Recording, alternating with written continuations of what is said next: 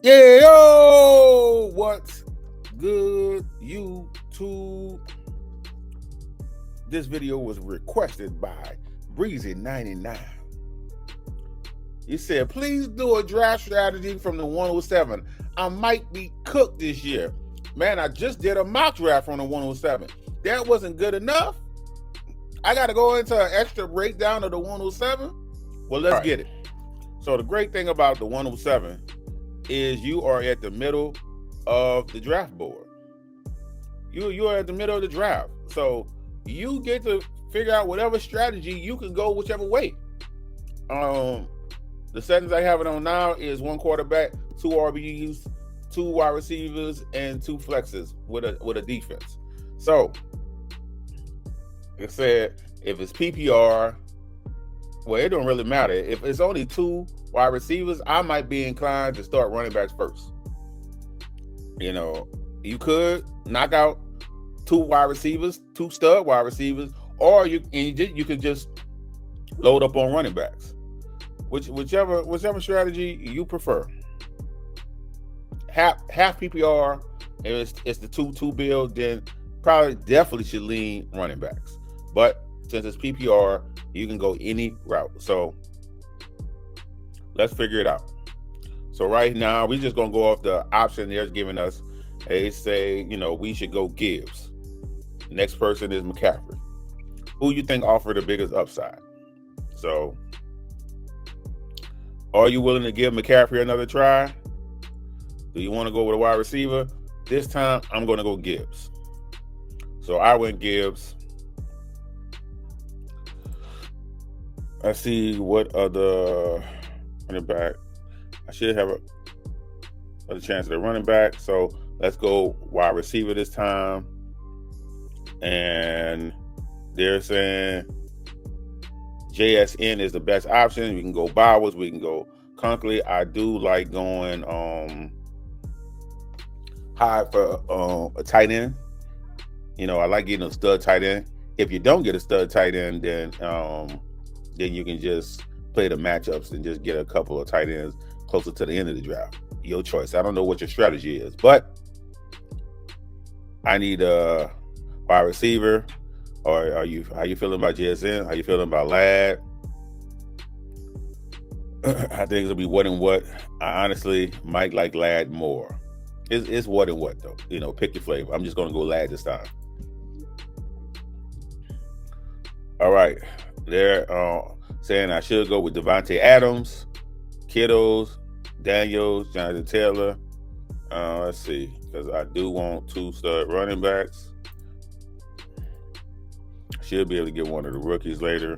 So I'm going to go with the stud tight end this round. All right. Let's see our team. Team's looking Gibbs, Ladd, and Kittle. I can go ahead and close a running back.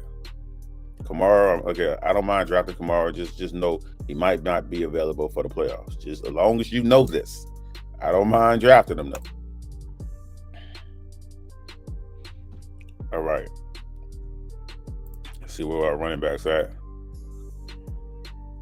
Still might have a chance to, the chances. Grab one of the rookies. We'll bet on it, and then we'll go after. We're gonna close out our wide receivers. So you kind of got the option. That's the beautiful thing about the middle spot. You have the option to do whatever draft strategy you want. You won't because you're in the middle. You can be within the run. Like when there's a run on a certain position, you can go ahead and pick and choose in a run. You can go the other way while there's a run. Like it's a lot of options. You're not just stuck. You don't feel stuck in the middle. You don't feel like you're just getting the leftovers when you're placed in the middle. So that's the great thing about that. So I always feel comfortable going Devontae Smith. Like, I think a lot of people are on Jameson Williams. And you just got to choose which one you prefer. Like I said, I always feel good going Devontae Smith.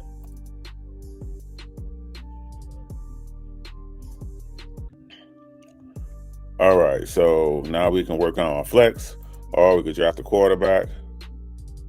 I'll wait on quarterback. Let's see who they got for our flex. What are our options for our flexes?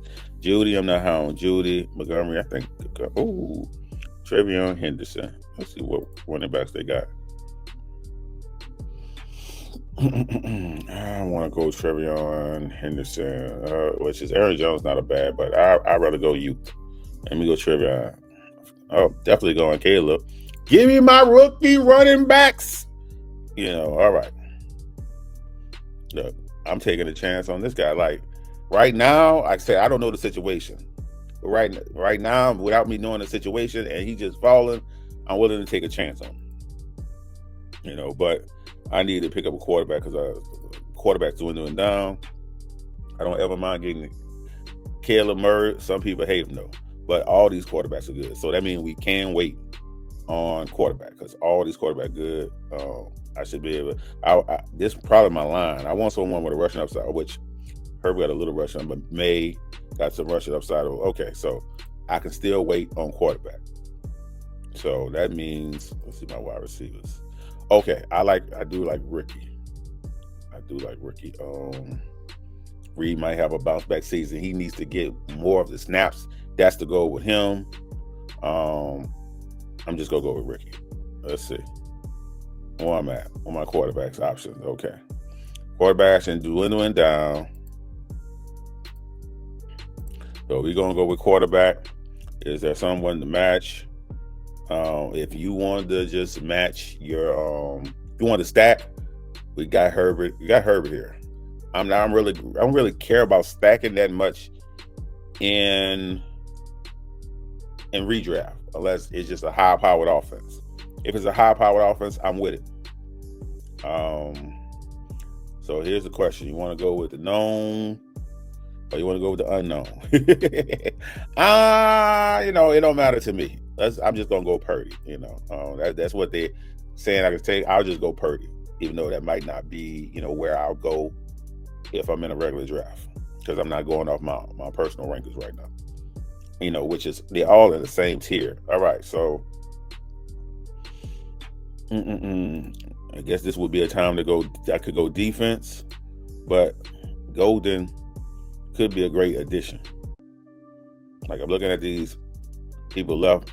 Golden he's just standing out. So I'm going to go Golden. He's standing out.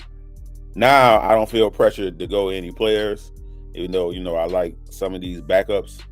I can go to my defense. Bam, grab defense. I really like the double tap defense, but that's what I personally like. Most people don't, so I'm not going to do what most people don't. Matter of fact, I'm gonna start working on getting a backup quarterback and a backup tight end. Because I know fantasy pros be hating the team I build, so I'm gonna build more of a team someone else will build. So don't really like the tight ends that's left, but the players that's left not any better. Let's just pick who they offer. Then I'll get a backup tight end. And it took. All right, I should have grabbed the backup tight end when I had a chance. Which I probably wouldn't even take him. So they gave me a B. I don't really care about the analyst. The analyst they give. I want to look at the draft board. So when it comes to the draft board,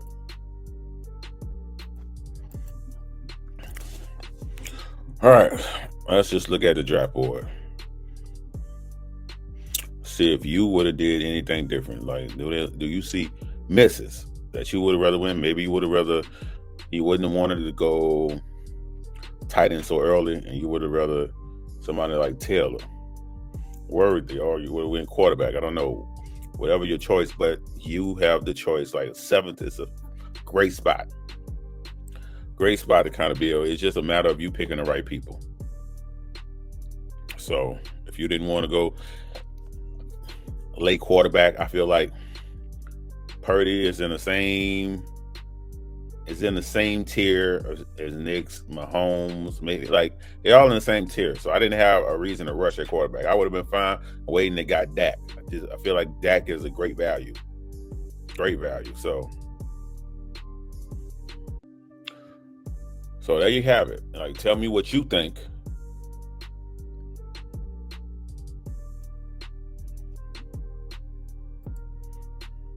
Tell me what you think, Mr. Breezy. They said they really like the Kyron Out Loud team. Let's go check that team out. Of course, like I don't really look at them much when they say the first pick is the best team. That's, you know what I'm saying? So that's what they're saying, and I'm not saying they got a bad team because they got some players that I would pick, but like they give a lot of credit to the team picking the one-on-one player. So if you pick the one-on-one player, you're just gonna get a good amount of points given to you. So it is what it is. But that's all I got for you. Peace.